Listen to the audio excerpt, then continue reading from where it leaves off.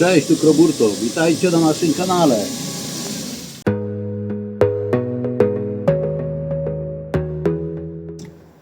Jak widzicie, wróciliśmy teraz z jarmarku. Auto całe załadowane. Zaraz cofniemy się o kilka dni wstecz i zobaczycie, gdzie żeśmy byli. Zapraszamy do oglądania. Zapraszamy. Tym razem udaliśmy się na festiwal czekolady. Przy okazji czekoladowych pokazów rękodzielnicy, tacy jak my, mogli zaprezentować swoje wyroby. Jarmark ten odbywał się na Gliwickim Rynku. I zanim zabierzemy Was na podróż po stoiskach, chcieliśmy pokazać Wam, jak wygląda i jaka atmosfera panuje na naszym średniowiecznym rynku.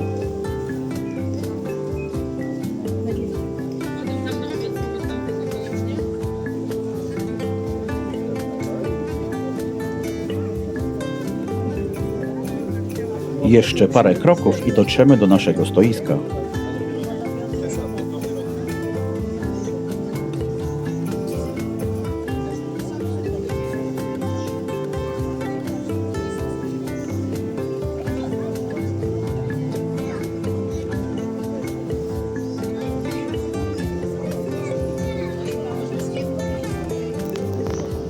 Według wielu nasz XIII-wieczny rynek jest jednym z ładniejszych rynków na Śląsku.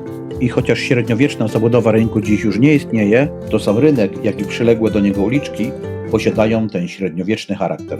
Taką dodatkową ciekawostką odnośnie gliwickiego rynku jest to, że w jednej z kamienic znajdujących się na rynku mieszkał twórca kremu Nivea. Twórca ten wynalazł również inne przydatne rzeczy, które używamy do dnia dzisiejszego, takie jak plastry opatrunkowe i pasta do zębów w tubce.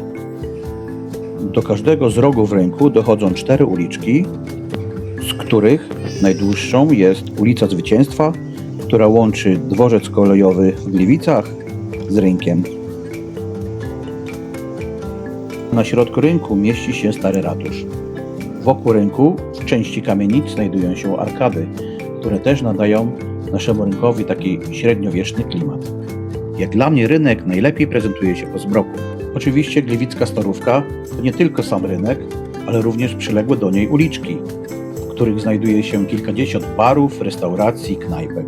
Wieczorami, a zwłaszcza w weekendy, przesiaduje w nich co najmniej kilkaset osób. Jest gwarnie, ale mimo tego przytulnie.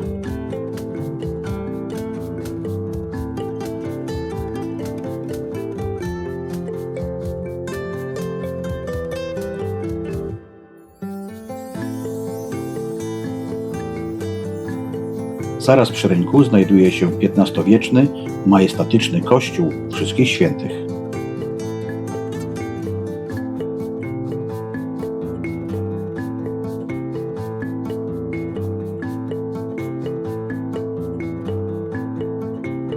Widzimy go tu w całej okazałości. Kościół ten ma wysokość ponad 60 metrów. W głowie utkwiła mi pewna ciekawostka, którą usłyszałem od przewodnika PTT-u, kiedy zwiedzaliśmy ten kościół, a mianowicie, że podczas budowy tego obiektu używano zaprawy, która aby związać potrzebowała dostęp powietrza. Mury u podstawy kościoła są naprawdę grube i aby zaprawa mogła wewnątrz tych grubych murów związać, dodawano tam dziesiątki tysięcy jajek. Czyli można powiedzieć, że kościół ten stoi na tysiącach omletów. Jeżeli jesteście zainteresowani zwiedzeniem wieży kościelnej razem z przewodnikiem, sprawdźcie sobie w internecie, bo istnieje taka opcja. My z Kasią kiedyś z tej opcji żeśmy skorzystali i weszliśmy razem z przewodnikiem na samą górę wieży. Specjalnie dla Was cofniemy się teraz o 12 lat i pokażemy Wam, jakie widoki roztaczają się ze szczytu wieży.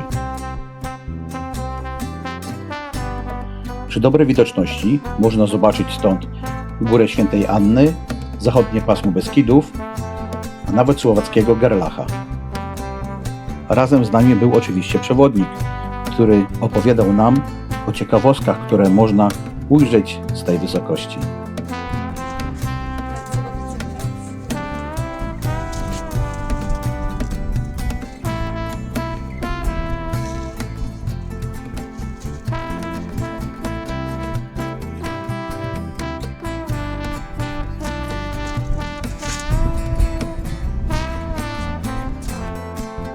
Widok z tej wysokości jest naprawdę imponujący, zwłaszcza dla kogoś, kto ma lęk wysokości i chowa się za murem.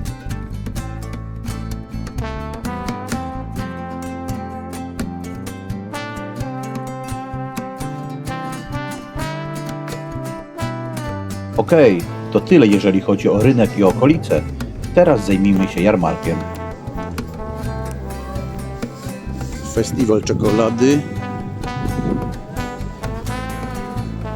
Tu jaka maszyneria steampunkowa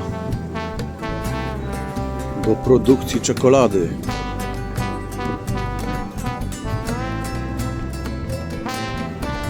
Słodycz czekolady. Aromat czekolady. Co mamy? Ciśnienie czekolady. Zobaczymy z drugiej strony.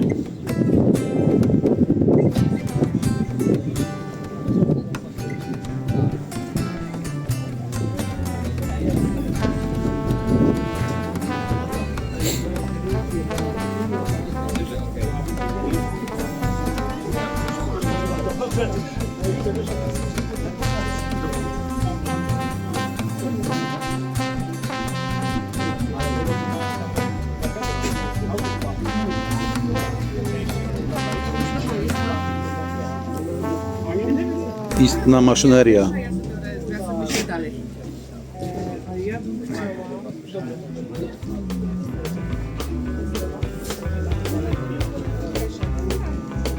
Jak sama nazwa wskazuje, głównym bohaterem na festiwalu czekolady była czekolada. Można było znaleźć czekoladę dla diabetyków, dla alergików, dla wegan, z masą różnych dodatków. To stoisko przykuwało uwagę. Były na nim figurki zrobione z czekolady w różnych kształtach. Były autka, butelka, postacie z bajek, a nawet różnego rodzaju narzędzia, które byłyby świetnym prezentem od żony dla męża, bądź dziewczyny dla chłopaka.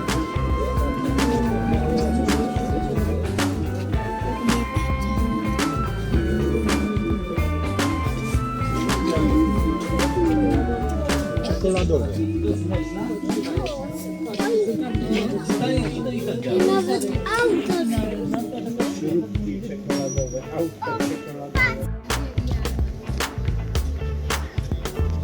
A tu kolejne stoisko z czekoladą, na którym widzimy czekolady z różnych stron świata, jak i czekoladę z masą różnych dodatków.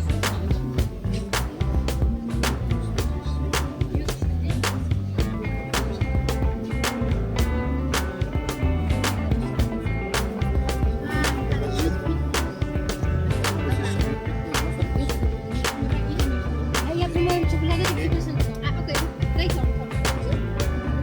Ja postoję, nie wymałem.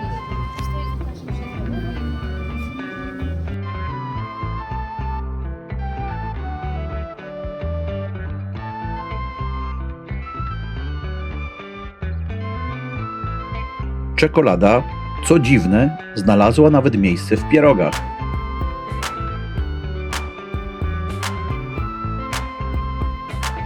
A tu gliwickie gołębie, zdenerwowane tym, że ktoś zajął im miejsce spacerowe na rynku.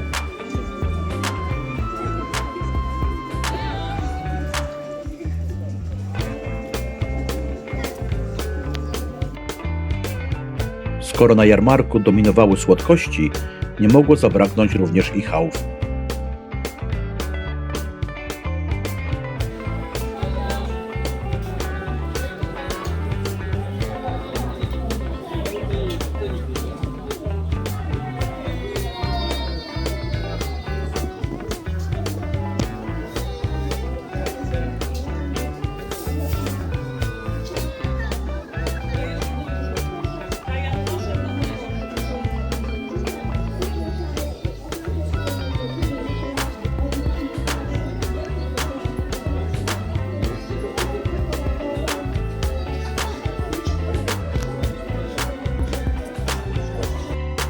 Kolejne stoisko z czekoladami z bardzo gustownym regałem.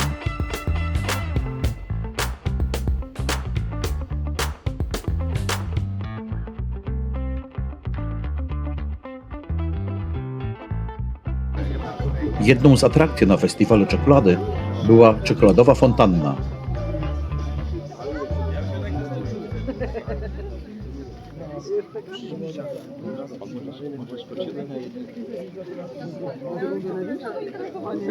Każda osoba, która przyszła na festiwal czekolady, mogła za darmo skosztować tej słodkości. Pomóc? Czy dasz radę? A, jak super!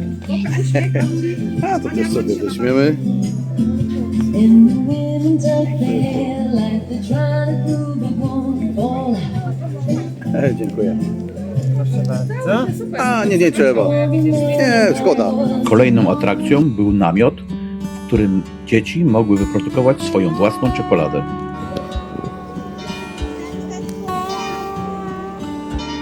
Wybiła godzina 12. Czas otworzyć fabryczkę czekolady. Za opłatą dzieci wspólnie z rodzicami mogły wyprodukować czekoladę z różnymi dodatkami, następnie zabrać ją sobie do domu.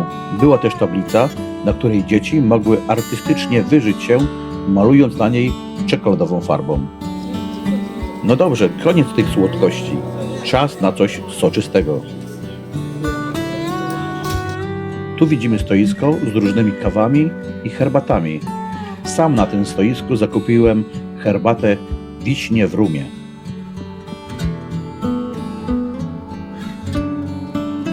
Tu bardzo fajne stoisko z drewnianymi akcesoriami.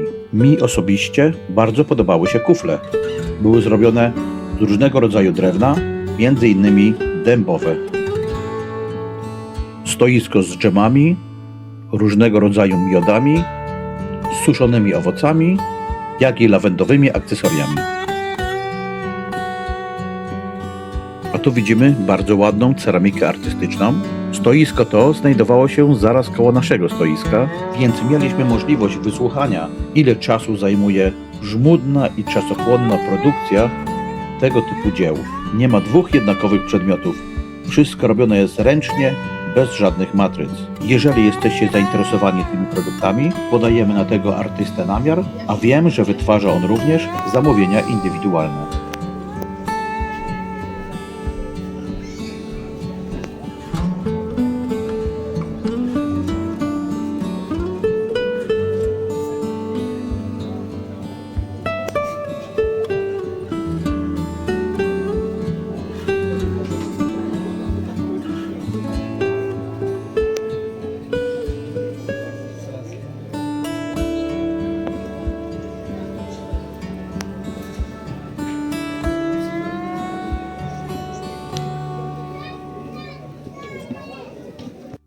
Oczywiście nie zapomnijcie również o naszych produktach.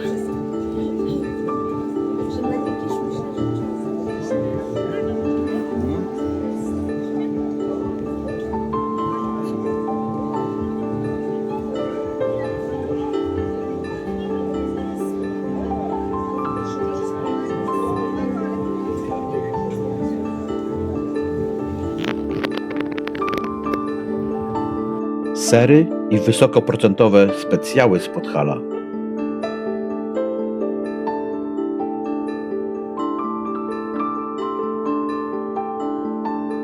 Wina z rodzinnej winnicy.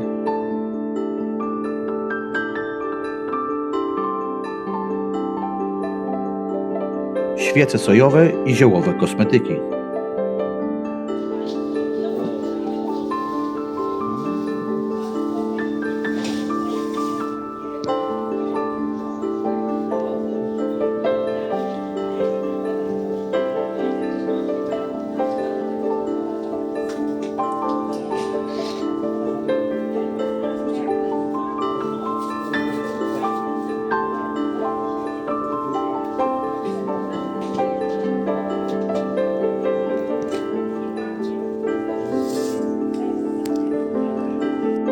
A tu mamy stoisko z ręcznie wycinanymi ozdobami z drewna. W dobie laserowych wypalarek jest to coś unikatowego.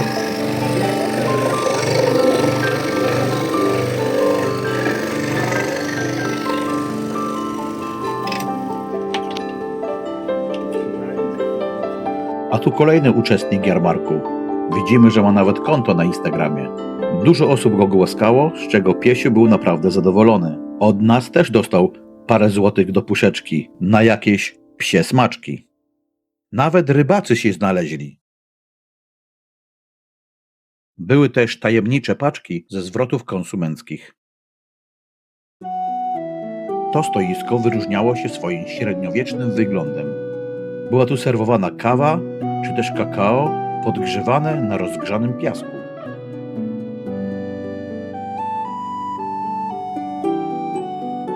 Stoisko to miało dużo średniowiecznych akcentów, nawet stroje sprzedawców nawiązywały do tamtej epoki.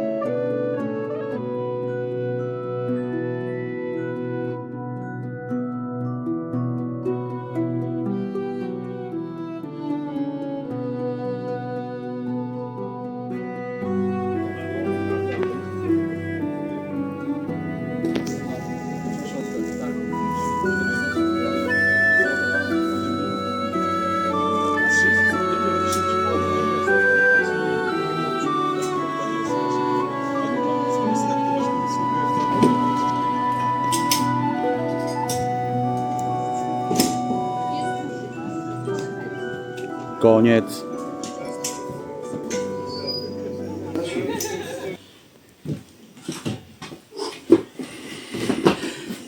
Dobra, auto rozładowane. Mam nadzieję, że film się Wam podobał. My teraz jedziemy odpocząć. Trzymajcie się, hej!